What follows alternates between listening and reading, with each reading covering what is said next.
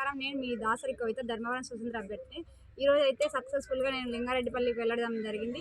లింగారెడ్డిపల్లి గ్రామస్తులు నేను అనుకునే కంటే ఎక్కువ విధంగా వాళ్ళ ఇంటి ఆడబిడ్డగా ఆదరించి నన్ను ప్రతి ఒక్కరు ఓట్లు వేసామని నన్ను బాగా ఆదరించి వాళ్ళ బిడ్డగా పంపించారు. బాగా సంతోషపెట్టి పంపించారు.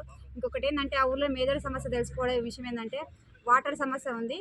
వాటర్ 5 ఏళ్లలో లేనిది కేతిరెడ్డి గారు ఇప్పుడు వేశారు. అంటే 5 ఏళ్ళు కనపడలేదా? అంటే ఓట్లు ఉన్నాయని మాత్రం బోర్ వేశాడా?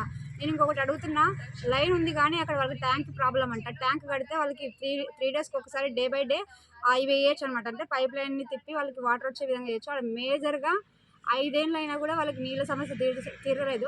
ఇంకొకటి ఏంటంటే ఎమ్మెల్యే పి ఆ ఊరు మనిషి వాళ్ళు ఏమడుగుతున్నారంటే పి అయినా కూడా మా ఊరు అభివృద్ధి లేదంటున్నారు.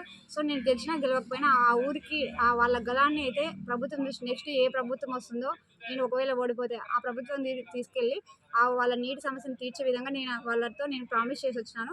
ఖచ్చితంగా నేను వాళ్ళ కోసం పోరాడతాను, నేను గెలిచినా గెలవకపోయినా. సో ఇది ఈరోజు లింగారెడ్డిపల్లిలో ఉన్న మేజర్ సమస్య.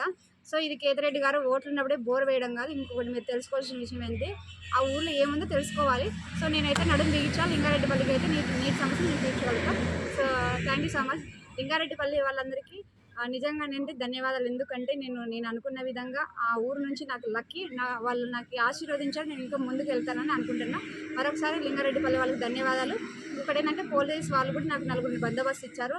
నైట్ కూడా నన్ను బెదిరించారు ఆ ఊరికి రానికోకుండా. సో నైట్ ఎస్ఐ సార్ గారు వచ్చి నాకు ధైర్యం చెప్పి సో నన్నైతే ప్రచారానికి తీసుకెళ్ళారు. కాల్ రికార్డు కూడా నెక్స్ట్ మీకు వస్తుంది చూడండి. So thank you so much.